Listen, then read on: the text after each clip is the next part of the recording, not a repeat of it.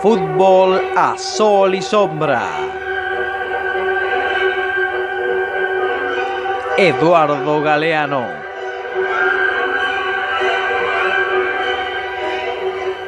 El fútbol criollo.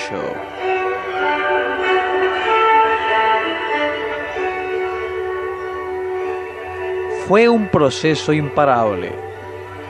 Como el tango, el fútbol creció desde los suburbios. Lindo viaje había hecho el fútbol. Había sido organizado en los colegios y universidades inglesas, y en América del Sur alegraba la vida de gente que nunca había pisado una escuela. En las canchas de Buenos Aires y de Montevideo nacía un estilo. Una manera propia de jugar al fútbol iba abriéndose paso, mientras una manera propia de bailar se afirmaba en los patios milongueros. Los bailarines dibujaban filigranas floreándose en una sola baldosa, y los futbolistas inventaban su lenguaje en el minúsculo espacio donde la pelota no era pateada, sino retenida y poseída, como si los pies fueran manos trenzando el cuero. Y en los pies de los primeros virtuosos criollos nació el toque, la pelota tocada como si fuera guitarra, fuente de música. Simultáneamente, el fútbol se tropicalizaba en Río de Janeiro y San Pablo. Eran los pobres quienes lo enriquecían mientras lo expropiaban. Este deporte extranjero se hacía brasileño a medida que dejaba de ser el privilegio de unos pocos jóvenes acomodados que lo jugaban copiando, y era fecundado por la energía creadora del pueblo que lo descubría.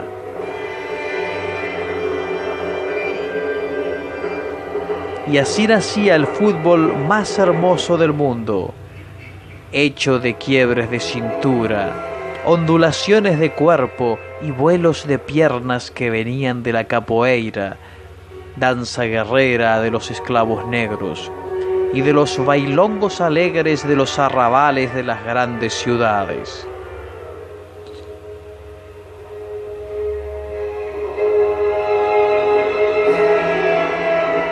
El lenguaje de los doctores del fútbol. Vamos a sintetizar nuestro punto de vista, formulando una primera aproximación a la problemática táctica, técnica y física del cotejo que se ha disputado esta tarde en el campo del Unidos Venceremos Fútbol Club, sin caer en simplificaciones incompatibles con un tema que sin duda nos está exigiendo análisis más profundos y detallados, y sin incurrir en ambigüedades que han sido, son y serán ajenas a nuestra prédica de toda una vida al servicio de la afición deportiva. Nos resultaría cómodo eludir nuestra responsabilidad atribuyendo el revés del once locatario a la discreta performance de sus jugadores, pero la excesiva lentitud que indudablemente mostraron en la jornada de hoy a la hora de devolucionar cada esférico recepcionado no justifica de ninguna manera, entiéndase bien, señoras y señores, de ninguna manera, semejante descalificación generalizada y por lo tanto injusta. No, no y no. El conformismo no es nuestro estilo.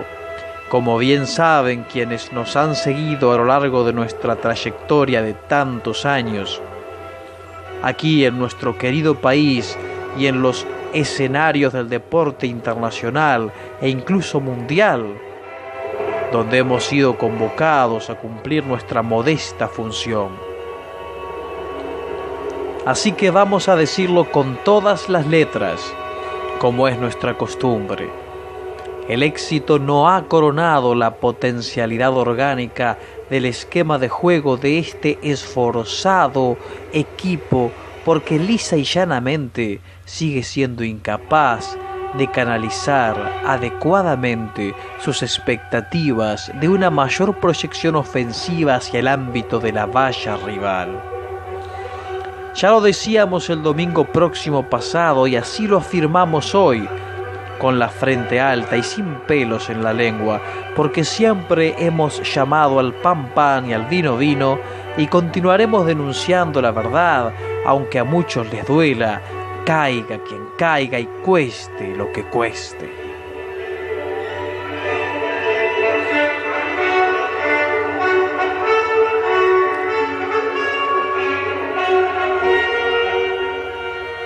El Mundial del 30. Un terremoto sacudía el sur de Italia enterrando a 1500 napolitanos. Marlene Dietrich interpretaba El Ángel Azul. Stalin culminaba su usurpación de la Revolución Rusa. Se suicidaba el poeta Vladimir Mayakovsky.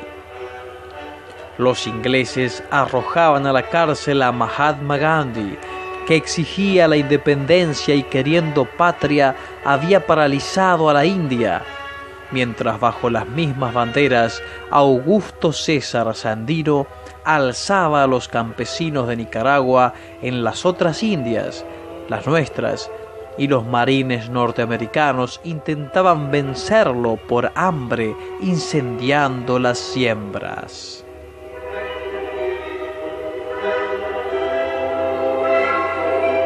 En los Estados Unidos había quien bailaba el reciente Boogie Boogie, pero la euforia de los locos años 20 había sido noqueada por los feroces golpes de la crisis del 29. La bolsa de Nueva York había caído a pique y en derrumbe había volteado los precios internacionales y estaba arrastrando al abismo a varios gobiernos latinoamericanos. En el despeñadero de la crisis mundial, la ruina del precio del estaño tumbaba al presidente Hernando Siles en Bolivia y colocaba en su lugar a un general, mientras el desplome de los precios de la carne y el trigo derribaban al presidente Hipólito Yrigoyen en la Argentina y en su lugar instalaba a otro general.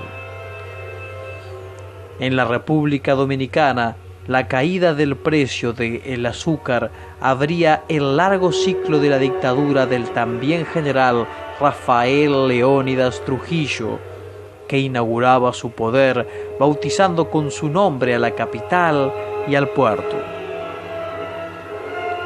En el Uruguay, el golpe de Estado iba a estallar 3 años después.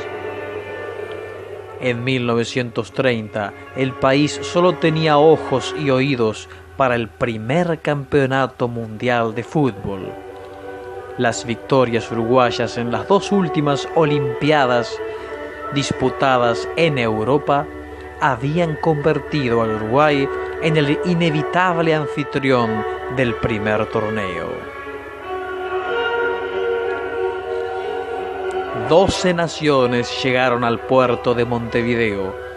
Toda Europa estaba invitada, pero solo 4 seleccionados europeos atravesaron el océano hacia estas playas del sur. Eso está muy lejos de todo, decían en Europa, y el pasaje sale caro. Un barco trajo desde Francia el trofeo Jules Rimet, acompañado por el propio Don Jules, presidente de la FIFA, y por la selección francesa de fútbol, que vino a regañadientes. Uruguay estrenó con bombos y platillos un monumental escenario construido en 8 meses. El estadio se llamó Centenario, para celebrar el cumpleaños de la Constitución que un siglo antes había negado los derechos civiles a las mujeres, a los analfabetos y a los pobres. En las tribunas no cabía un alfiler cuando Uruguay y Argentina disputaron la final del campeonato. El estadio era un mar de sombreros de paja. También los fotógrafos usaban sombreros y cámaras con trípode. Los arqueros llevaban gorras y el juez lucía un bombachudo negro que le cubría las rodillas.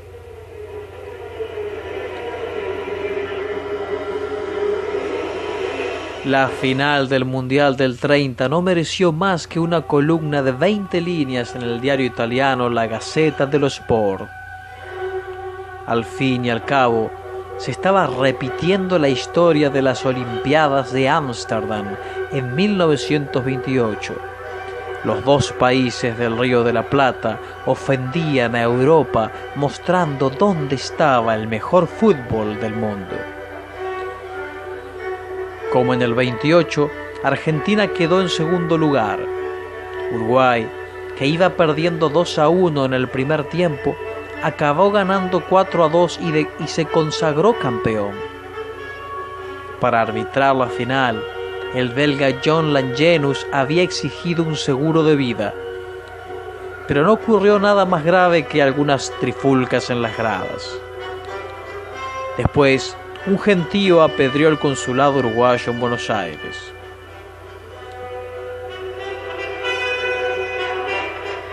El tercer lugar del campeonato correspondió a los Estados Unidos, que contaban en sus filas con unos cuantos jugadores escoceses recién nacionalizados, y el cuarto puesto fue para Yugoslavia.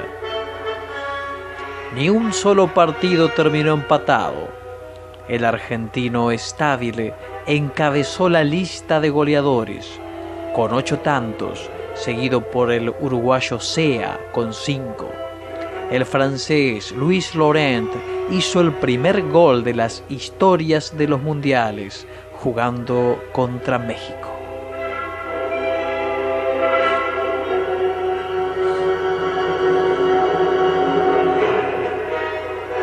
Las fuerzas ocultas.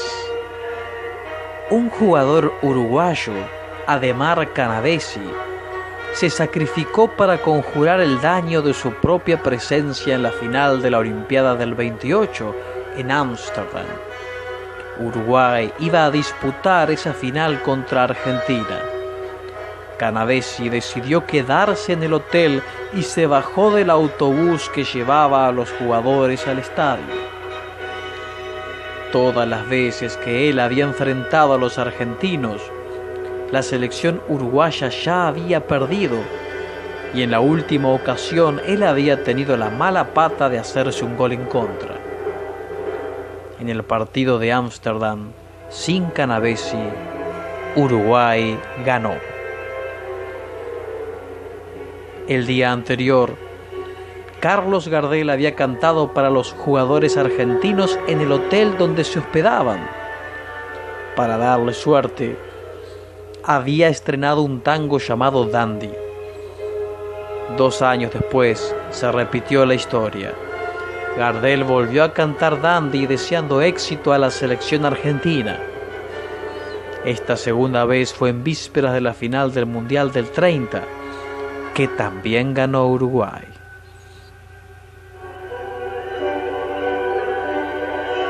Muchos juran que la intención estaba fuera de toda sospecha, pero más de uno cree que ahí tenemos la prueba de que Gardel era uruguayo.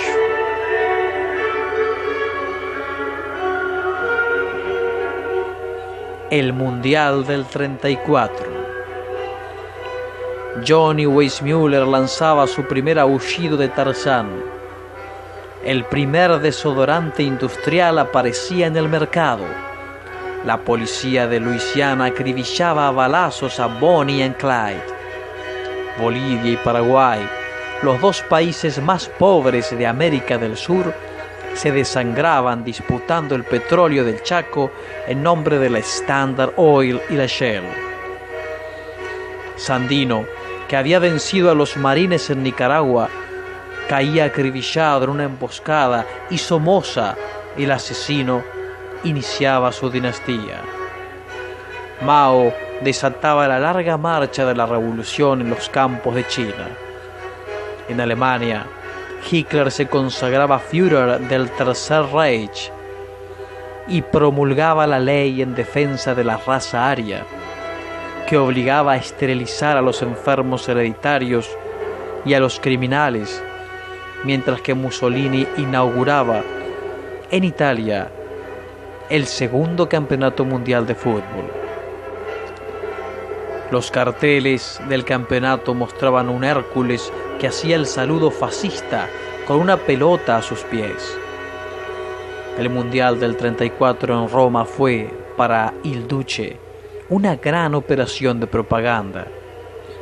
Mussolini asistió a todos los partidos desde el palco de honor, el mentón alzado hacia las tribunas repletas de camisas negras, y los 11 jugadores del equipo italiano le dedicaron sus victorias con la palma extendida.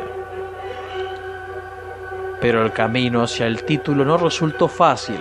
El partido entre Italia y España fue el más triturador de la historia de los mundiales. La batalla duró 210 minutos y terminó al día siguiente, cuando varios jugadores habían quedado fuera de combate por las heridas de guerra o porque ya no daban más. Ganó Italia sin 4 de sus jugadores titulares. España terminó con 7 titulares menos. Entre los españoles lastimados estaban los 2 mejores, el atacante Lángara y el arquero Zamora, el que hipnotizaba en el área.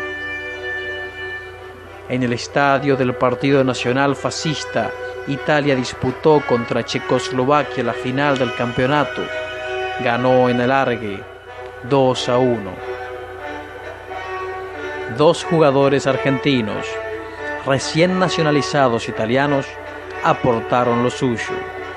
Orsi metió el primer gol, gambeteando al arquero, y otro argentino, Guaita, sirvió el pase del gol de Schiavio que brindó a Italia su primera Copa Mundial.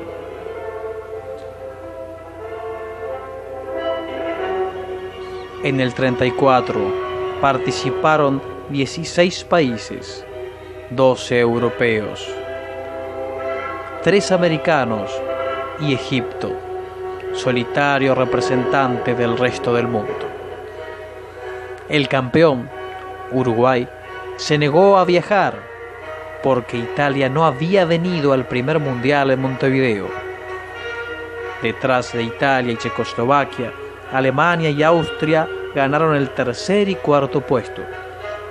El jugador checoslovaco Nejedly fue el goleador con 5 tantos, seguido por Konen de Alemania y Schiavio de Italia con 4.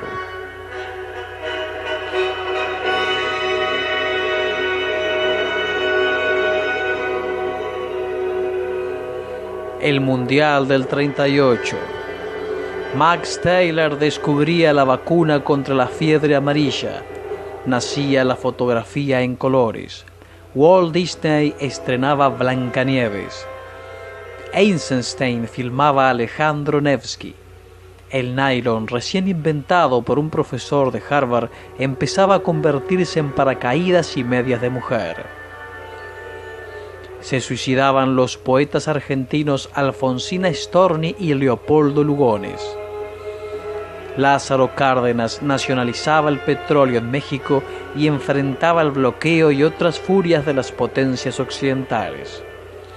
Orson Welles inventaba una invasión de los marcianos a los Estados Unidos y la transmitía por radio para asustar incautos, mientras la Standard Oil exigía que los Estados Unidos invadieran México de verdad para castigar el sacrilegio de Cárdenas y prevenir el mal ejemplo. En Italia se redactaba el Manifiesto sobre la Raza, empezaban los atentados antisemitas, Alemania ocupaba Austria, Hitler se dedicaba a cazar judíos y a devorar territorios. El gobierno inglés enseñaba a los ciudadanos a defenderse de los gases asfixiantes y mandaba acopiar alimentos. Franco acorralaba los últimos bastiones de la República Española y el Vaticano reconocía su gobierno. César Vallejo moría en París, quizás con aguacero, mientras Sartre publicaba La náusea. Y ahí, en París, donde Picasso exhibía su Guernica denunciando el tiempo de la infamia, se inauguraba el tercer campeonato mundial de fútbol bajo la sombra acechante de la guerra que se venía. En el estadio de Colombes, el presidente de Francia, Albert Lebrun, dio el puntapié inicial. Apuntó a la pelota, pero pegó en el suelo. Como en el anterior, este fue un campeonato de Europa. Solo 2 países americanos y 11 europeos participaron en el Mundial del 38. La selección de Indonesia, que todavía se llamaba Indias Holandesas, llegó a París en solitaria representación de todo el resto del planeta. Alemania incorporó 5 jugadores de la recién anexada Austria. La escuadra alemana, así reforzada, irrumpió dándose aires de muy imbatible, con la cruz esvástica en el pecho y toda la simbología nazi del poder. Pero tropezó y cayó ante la modesta Suiza.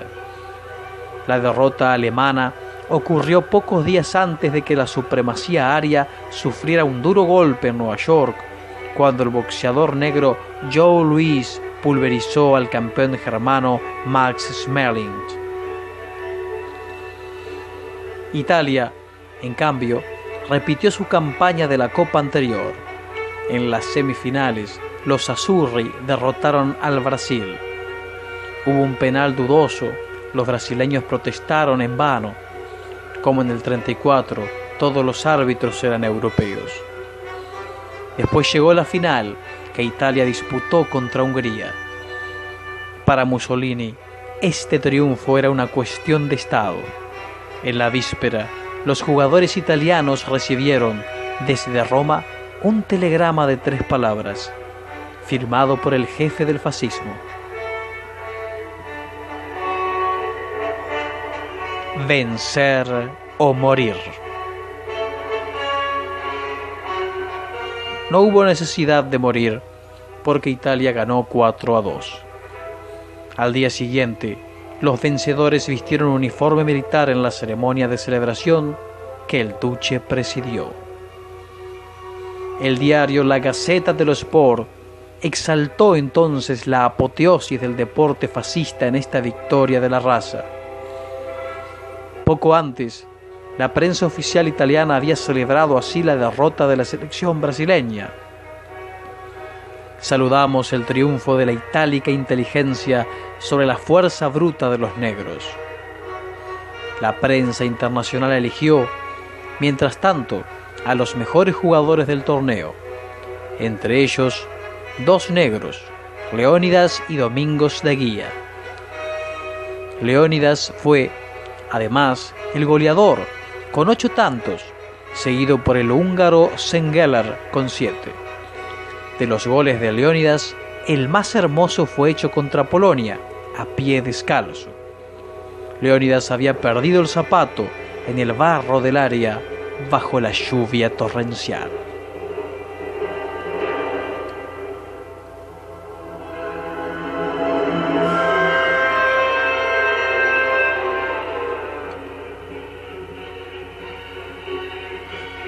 El fútbol a sol y sombra, Eduardo Galeano.